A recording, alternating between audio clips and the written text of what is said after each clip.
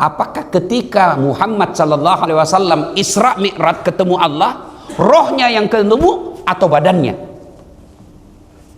Dijawab oleh Allah, hamba. Apa itu hamba? Kalau ada badan saja, tidak ada rohnya, apa namanya? Apa namanya? Mayit. Tidak disebut hamba. Kalau ada roh saja, tidak ada badannya, gentayangan di pasar, namanya pocong. Ya toh? Tapi karena Allah menggunakan kata hamba, berarti yang jalan pada saat itu ada badannya, ada rohnya, maka disebut hamba.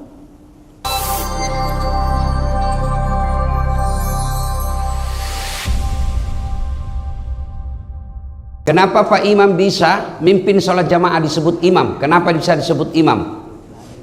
Karena ada jamaahnya. Kenapa bapak-bapak disebut jamaah? Ya? Karena ada imamnya. Itulah yang disebut saling membutuhkan. Itu pula lah yang menyebabkan tidak boleh ada orang sombong. Kenapa? Karena kau pasti butuh sama orang lain. Saya tidak boleh sombong sebagai penceramah. Apa kau sombongkan Ustaz? Kau bisa jadi penceramah karena ada kau dengar. Coba kalau mau saya ceramah tidak ada jamaahku. Orang gila. Pak Imam tidak boleh sombong. Kenapa? Ada jamaah. Biar mau mimpin 30 juz hafal mau jadi imam, tidak ada jamaahnya. Tidak bisa jadi imam. Itulah sehingga kita tidak boleh sombong. Kita sholat tadi. Praktek kehidupan. Anggota tubuh paling mulia apa Pak? Kepala. Yang paling hina apa? Kaki. Biar kita kasih kawan tapi pakai kaki. Beda saat ini nuangi. Oh aku bilangnya biar saya miskin jangan kau hina Kak. Kenapa? Kehinaan anggota tubuh kaki. Bapak bercanda dorong kepalaku, dorong perutku masih senyum Pak.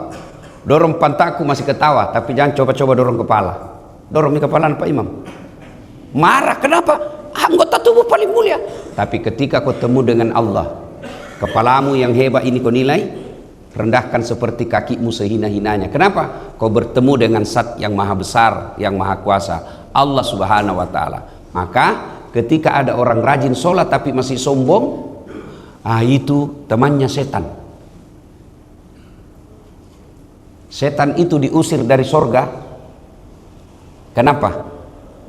Apa sebabnya jin waktu itu diusir dari sorga? Apa sebabnya Bu? Karena sombong. Kenapa? Dia tidak mau sujud. Kata Allah kalau bahasa sederhana, jin hormati Adam, sujud kau. Nah, apa Nabi bilang jin? Nanti aja. Adam adikku, baru kemarin saya lebih dulu diciptakan. Adam dari tanah, saya dari api. Unsur kemuliaan saya jauh lebih mulia daripada Adam. Saya tidak mau diusir dari surga karena sombong. Itu sudah dalam surga. Apalagi kita yang masih di dunia. Dan puncak kesombongan itu melalaikan sholat. Itu orang paling sombong itu melalaikan sholat. Tapi apakah telah sholat subuh seperti ini? Sudah kita capek hebatnya? Tidak. Tidak adalah faedah dunia kita dapat kalau sholat tidak ada nilai-nilai kehidupan yang kita bawa. Itulah sehingga kita orang Islam tiap tahun peringati Isra dan Mi'raj. Apa itu Isra Mi'raj? Nah, nilai-nilai kehidupan di dalamnya. Nilai kehidupan apa?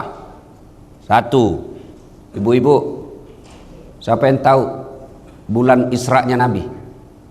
Bulan berapa Ibu? Kalau bulan dalam Islam, bulan tahun Hijriah disebut bulan apa? Syawal. Bulan Rajab. Sekarang bulan apa Ibu? Ini bulan Isra Mi'raj. Saya ingatkan kembali lagi tentang Isra Mi'raj supaya ada kehidupan dibawa.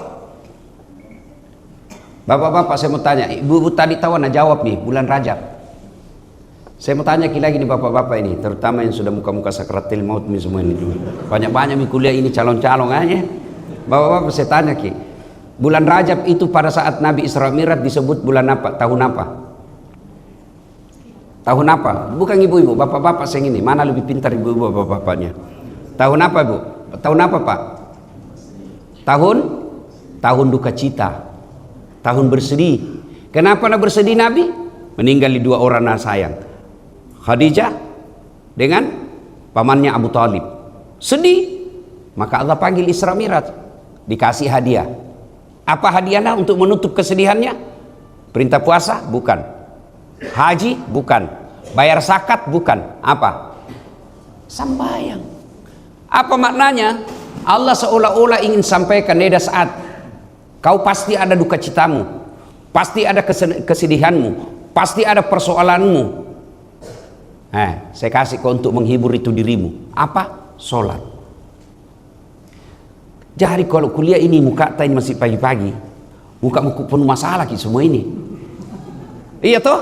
Masalah. Ada masalah bertengkar sama istrinya, ada masalah banyak utangnya, ada masalah yang cicilannya sudah jatuh tempo, ada kontrakan rumah, ada anaknya nakal, ada suaminya mau kawin lagi, macam-macam. Bohong itu kalau tidak ada masalah apa? Saya saja penceramah banyak masalahku. Apa masalah sekarang? Tidak ku nikmatin itu namanya di depan umum kebutuhan pribadi. Mana makan ki Adam sing ibu-ibu, foto dulu Ustaz. Minta maaf, nak tahu je mohon maaf Ustaz, minta maaf mengganggu. Kok nak tahu je mengganggu tapi nak lanjutkan je. Makan maki, pinjam dulu. Tidak dilayani, langsung itu update status, Ustaz sombong. Bukan sombong, kau ini tidak tahu situasi. Tidak ada orang, tidak ada masalah Pak. Kurang apa mulianya Nabi? Kurang apa mulianya Nabi? Kira-kira ada di sini kala ibadahnya Nabi? Tidak ada. Nabi tidak pernah lepas baca Quran. Nabi tidak pernah lepas Senin Kamis. Nabi tidak pernah lepas tahajud. Nabi tidak pernah sakiti tetangganya. Nabi tidak pernah bohong. Nabi tidak pernah ingkar janji. Nabi tidak pernah makan uang haram. Tapi ada juga masalahnya dalam rumah tangga. Difitnah Aisyah selingkuh. Pernah 3 hari 3 malam tidak makan. Ayo. Apalagi? Diusir dari kampungnya. Diusir dari kampungnya Pak, bukan dibully. Kalau kita baru dibully sedikit di medsos mengamuk maki. Nabi bukan dibully, diusir dari kampungnya, beberapa kali mau dibunuh. Coba itu padahal orang mulia. Coba makin lihat bedek kalau ada nama Allah, pasti itu ada di sampingnya Muhammad. Iya toh? Tidak pernah dasat Muhammad, dasat Allah. Tidak. Yang selalu kita dapat Allah Muhammad, Allah Muhammad. Begitu mulianya Nabi. Tapi apa Nabi tidak ada masalahnya? Banyak masalah juga Pak. Apalagi kita. Ada orang Ustaz, baik nama sembayangku. Kenapa banyak sekali masalah aku ini Ustaz? Aku bilang siapa ki? Tidak mau dikasih masalah. Turun sedikit, itu Nabi Muhammad. Turun lagi para sahabatnya. Cini minjok, Khulafaur Rasyidin. 4 sahabat utama Nabi. Lihat saja, 4 ini Pak, 3 mati dibunuh. Ayo, dari 4 sahabat Nabi paling mulia sahabat Nabi yang dijamin masih surga, 4 mati dibunuh. Ini 4 Khulafaur Rasyidin. Abu Bakar dia tidak mati dibunuh. Umar mati dibunuh. Utsman bin Affan mati dibunuh. Ali bin Abi Thalib mati dibunuh. Padahal ini manusia mulia. Jadi kalau ada masalah dalam hidup ini, bukan karena Allah tidak senang sama kita, tapi ujian keimanan. Kenapa diuji ke Ustaz? Mau ki naik kelas. Kata pasti kolang asin riolo toh? Minimal SD. Iya Pak toh? Dan ada ijazah asli. Jangan kau lagi bawa-bawa situ. Tidak ada urusan ini. Ya toh? Ada ijazah kita. Nah, biasanya kalau mau kita dapat ijazah, kalau anak sekarang namanya UAS, bukan Ustadz Abdul Somad. UAS, ujian akhir semester. Iya toh? Ku ingat saya dulu kalau mau ke ujian, tak 1 minggu orang belajar, menghafal, terlambat tidur, cepat bangun, datang lebih awal, duduk tertib, datang, menghafal orang. 10 materi yang kita hafal, 8 kita hafal, 2 tidak dihafal, yang 2 naik. Iya toh? Tapi setengah mati kita belajar, sudah belajar, naik kelas. Sudah naik kelas, biasanya kita pergi piknik.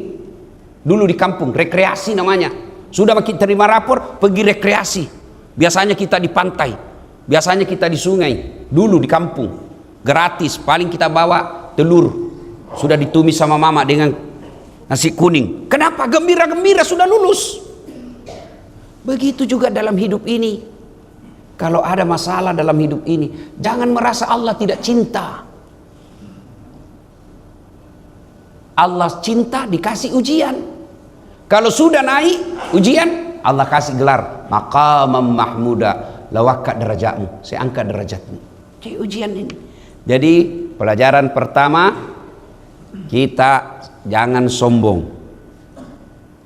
Kesombongan temannya setan, dan puncak kesombongan adalah orang yang tidak sholat. Sholat ini Allah berikan fasilitas sholat untuk menghibur kita yang lagi penuh masalah. Jadi ibu-ibu, kalau ada masalah tak, jangan kita cari apa sebabnya, lebih perbaiki sholat. Sembahyang aja ini Ustaz. Nah, barangkali sholat tak belum ikhlas, ya, masih tidak ikhlas. Maksudnya apa Ustaz? Sholatnya belum seperti sunnah-sunnah Rasul, ya. Kita sholat tapi masih ingat kunci motor, ya kan? Kita sholat tapi masih cari uang. Maksudnya apa Ustaz? Mulai takbir uangnya nak cari.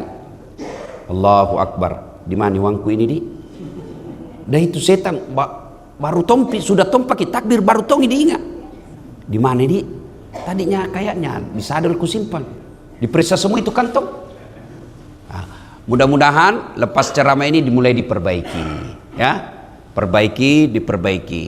Ya. Sudah itu nilai-nilai sholat diamalkan dalam kehidupan sehari-hari. Yang pertama, jangan sampai ada rasa sombong. Sombong itu Allah marah kalau manusia pakai. Kenapa? Karena itu pakaiannya Allah. Kesombongan itu hak prerogatif Allah.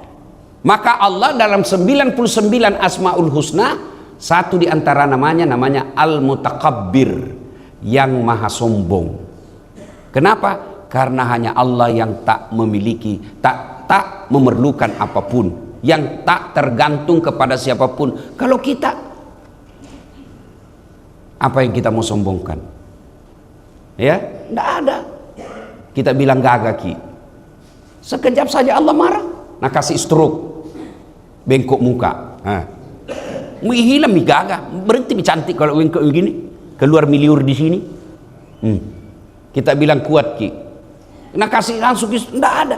Jadi nilai-nilai sholat jangan sampai membawa diri kesombongan, ya.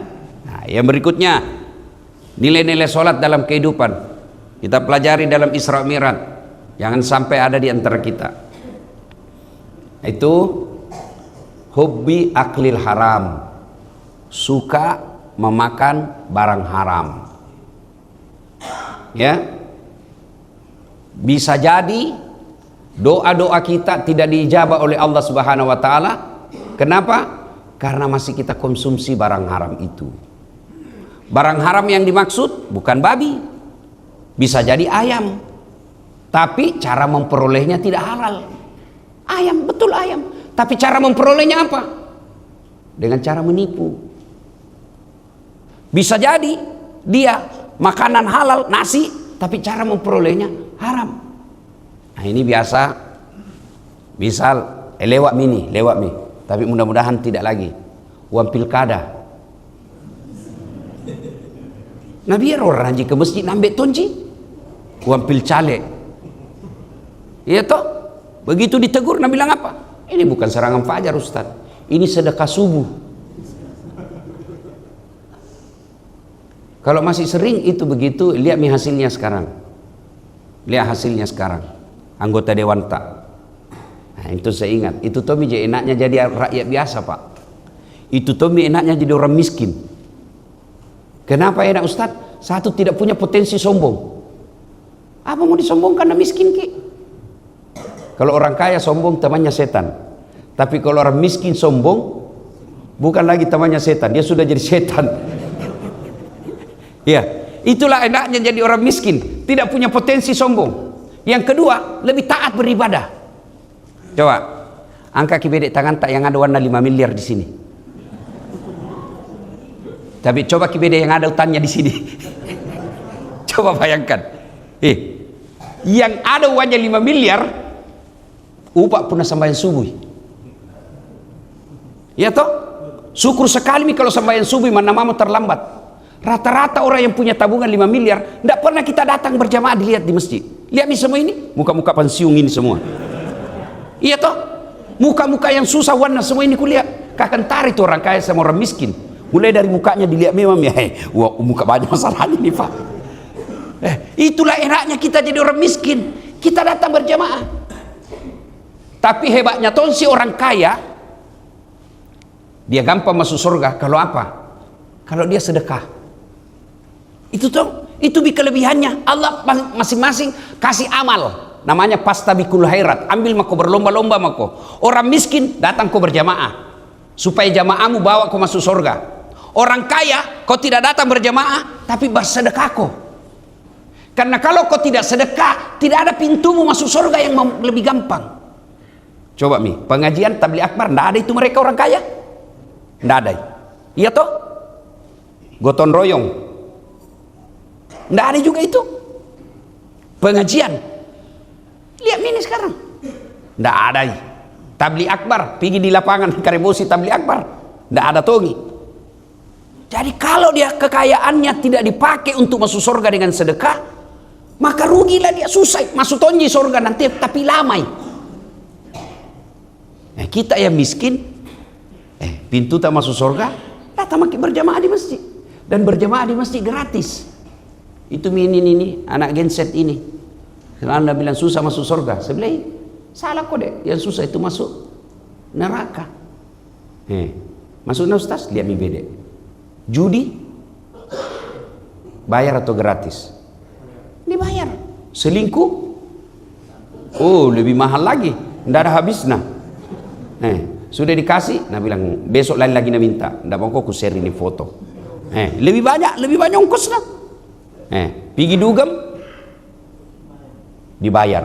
Kita doakan Makassar sudah mulai banyak tempat dugem. Mulai banyak. Tidak mungkin itu distempel lagi tuh Kak. Nah bilang temanku, tidak pernah Pak iya. Kalau masuk KBD tempat-tempat begitu distempel itu tangan, dicop di masjid dicop. Masuki di masjid ada cop, tidak ada.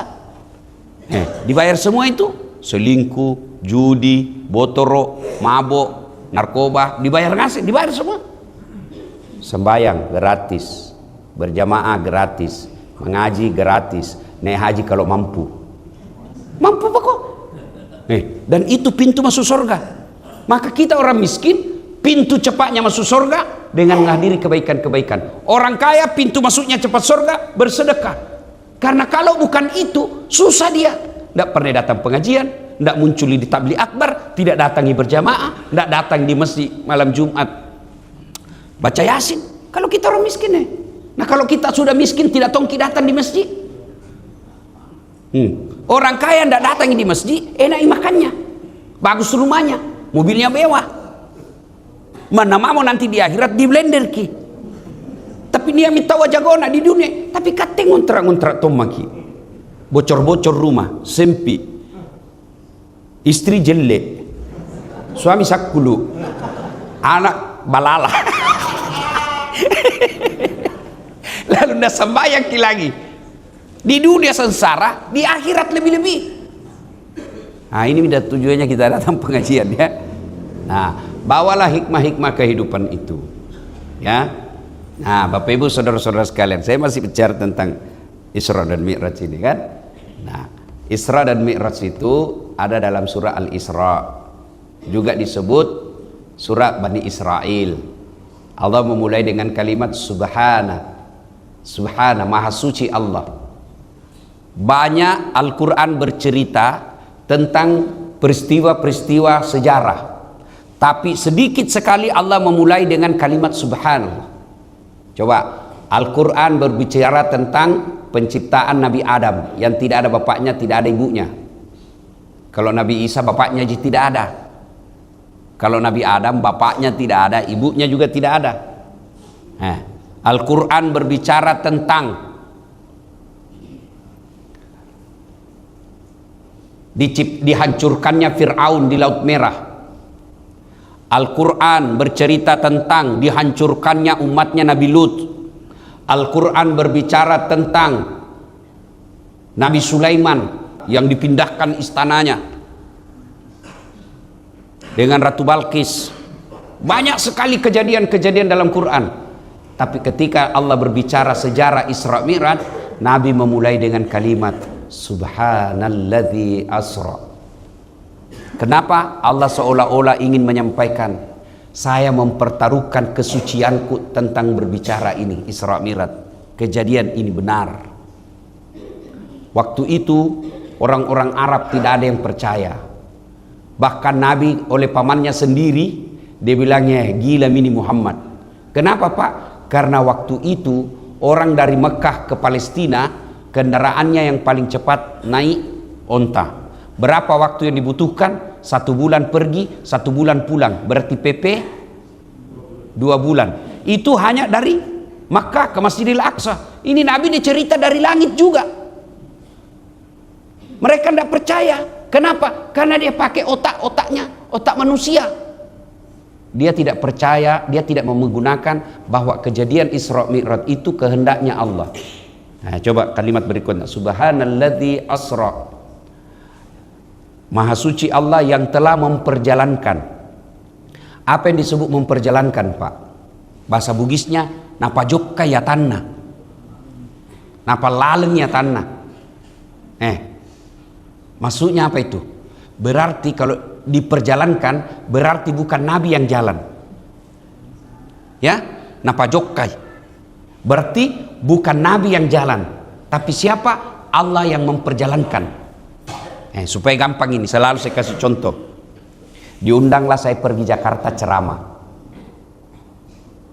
Saya berangkat pesawat jam 6.30, setengah 7 pagi. Sudah sembahyang subuh pergi, Mak. Saya ambil bajuku di kamar pakai jaket. Saya tidak tahu ternyata ada semua ikut di jaketku. Tuh.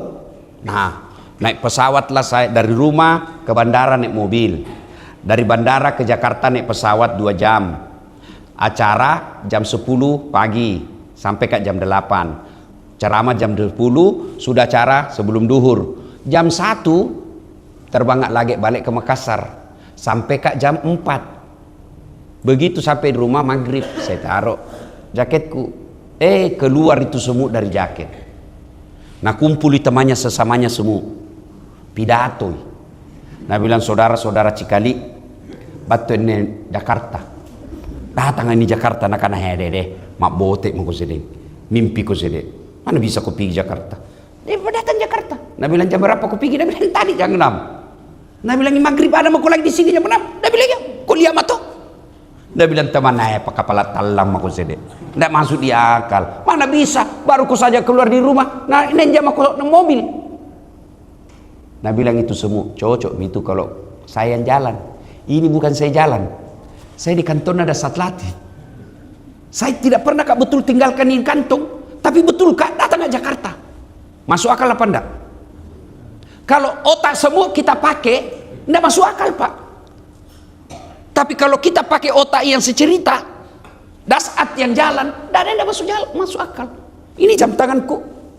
Ini. Beberapa hari yang lalu datangi Hong Kong. Kita tahu Hong Kong, Ibu. Tepatnya Jackie Chan. Iya toh? Waktu ku di sana Ini di kota Hong Kong. Dulu di film-film waktu tak SMA dilihat di sini Bruce Lee berkelahi di sini tuh. Sampai. Padahal ini jam tidak bisa goyang, Pak. Mana bisa masuk akal? Tidak bisa goyang. Bukan dia yang jalan, dia numpang di tanganku. Tidak masuk di akal, tapi percaya dia dari Hong Kong.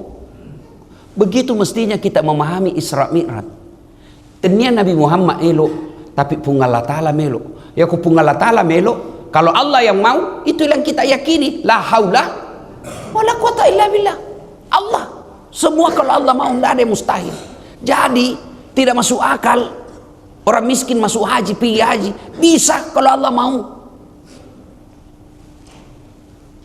Nah, Bapak Ibu saudara-saudara sekalian, nah kejadian Isra Mi'raj itu kita pahami itu sepenuhnya kehendak Allah.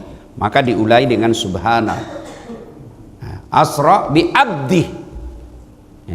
Kenapa Allah menggunakan kata abdi? Kenapa tidak dikatakan subhanalladzi asra bi Muhammad? Kenapa Allah tidak katakan langsung memperjalankan Muhammad? Kenapa Allah katakan yang telah memperjalankan hambanya? Ada dua data di dalam kalimat ini. Satu, menjawab pertanyaan, apakah ketika Muhammad sallallahu alaihi wasallam Isra Mi'raj ketemu Allah, rohnya yang ketemu atau badannya? Dijawab oleh Allah, hamba. Apa itu hamba? Kalau ada badan saja, tidak ada rohnya, apa namanya? Apa namanya? Mayit. Tidak disebut hamba. Kalau ada roh saja, tidak ada badannya, gentayangan di pasar, namanya pocong. Ya toh? Tapi karena Allah menggunakan kata hamba, berarti yang jalan pada saat itu ada badannya, ada rohnya, maka disebut hamba. Data kedua disebut hamba. Ibu-ibu, Bu, kenal Ki Yusuf Kalla? Masih sepupu 3 kali ke itu. Mengaku, iya toh? Begitu dicek ke Pak JK, Pak Yusuf Kalla, sepupu 3 kali kau dasar. Sambar ton bilang itu. Iya toh? Allah menyebut Nabi hamba, berarti Allah yang sudah mengakui Muhammad sebagai hamba. Kalau kita mengaku hamba, saya hambamu ya Allah, betulkah kamu hamba Allah? Betulkah kamu hamba Allah? Yang ada hamba dunia, yang ada hamba jabatan. Kalau kau hamba Allah, as-salatu khairum minan naum, sholat lebih baik daripada tidur. Kau datang karena kau hamba. Tapi ini kan tidak. Salatu khairum minan naum, mengganggu tong itu azan. Talekan cewek masih 10 menit subuh nak kasih mengaji itu masjid, nak kasih, wih, nak ganggu-ganggu ki. Hamba Allah tuh bukan itu. Kalau kau hamba Allah, kau tidak menghalalkan segala cara kecuali diizinkan Allah. Tapi kau hamba jabatan. Apa maksudnya? Sekali mau jadi kepala dinas, segalanya nak jilat. Mana pantak na orang nak jilat tong, mana anu salah na bela tong. Itu penjilat itu namanya. Bukan kau hamba Allah, tapi hamba kekuasaan. Kalau kau hamba Allah, ada hartamu fisabilillah, ada hartamu banyak atau sedikit, banyak atau sedikit, sedikit atau banyak, kasih keluar sedikit. Jangan sampai kau hamba uang. Yang kita sebut at-takatsur, berlomba-lomba, nak kumpul, kumpul uang, kumpul mobil, kumpul rumah, kumpul istri. Kenapa kita ketawa? Jangan banyak bicara, itu poligami. Apa mau poligami? Nah, istri tak saja pegang remote, tidak bisa makin ganti televisi. Pacetong. Dia bilang kita, ya Ustaz, saya singa di rumahku saya, tapi singa sirkus. Istriku punya sirkus. Nah, suruh lompat, lihat itu singa Pak, lihat itu singa tuh. Dia singa Pak, tapi lihat kalau sudah di sirkus sih disuruh lompat di api. Begitu maki kita Pak, singa memang, tapi istri tak pemilik sirkus. Nah, Pak, kalau kau hamba Allah, ada harta Allah kasih, Allah perintahkan, sedekah fisabilillah. Jangan sampai kita hanya menjadi hamba harta. Nah, Bapak Ibu saudara-saudara sekalian, ini saja tausiah kita, mudah-mudahan ada manfaat. Ya, saya dulu Bu kontrak di sini Jalan Harimau. Ada masjid di situ Baitul Aman. Apa sih di situ ada lorong 77A? Di situ kah itu Bu? Saya ngontrak di rumahnya namanya Puang Besek. Baik, orang kalau kontrak rumah Pak stres. Kalau mau jatuh tempo datang sentuhan rumah, cerita mana? Saya bilang dalam hati, mau lagi naik ini. Masya Allah, kalau saya ingat itu waktu di Jalan Harimau Pak, saya tidak percaya hidup saya bisa sampai ke Hong Kong, bisa sampai ke Amerika. Jalan Harimau, maka adik-adik sekalian, kalau susah hidupmu sekarang, perbaiki saja sholatmu. Perbaiki saja sholatmu, jangan mau kau cari muka sama manusia. Makin kau cari muka sama manusia, makin hina kita Pak. Makin kita kejar dunia, makin hina kita. Dan saya sudah buktikan itu, sudah kulewati semua itu. Bagaimana itu mencatat honor, bagaimana itu pilih-pilih honor, bagaimana itu pilih-pilih masjid, sudah kulewati. Tapi makin sengsara perasaanku. Belum saja. Tanya maki semua masjid yang pernah saya tempati ceramah di Makassar setelah saya populer. Ada enggak pernah saya minta honor? Enggak pernah saya ambil itu honornya kalau masjid. Lorong-lorongan. Enggak pernah. Orang kaya baru ku ambil honornya. Kenapa? Karena saya pikir ada hakku di rumah orang kaya. Jadi adik-adik yang susah hidupmu jangan kau putus asa. Sembahyang kau saja. Saya sudah buktikan itu Jalan Harimau. Waktu rusuh ini di sini, itu ada kan juga di sini. Tapi kuliah lihat waktu di Jara ini Kodong hari ini dulu namanya nih di Biskop. Itu ada di sini. Itu dulu rumah sakit Dadi, tempat orang gila. Di situ toh. Pergi ke sana, kita tahu, ku aja bicara lama-lama, ternyata penghuni. Di situ, kalau ada orang mau ditelepon teman, tapi pikir di situ rumah sakit Dadi, ada di situ namanya TU, telepon umum. Iya toh, paling setengah mati kalau orang pacaran di depan tak. Lah mana tuh, banyak nak koin nak kasih sedia. Beli kau telepon sendiri kau pacaran. Apa?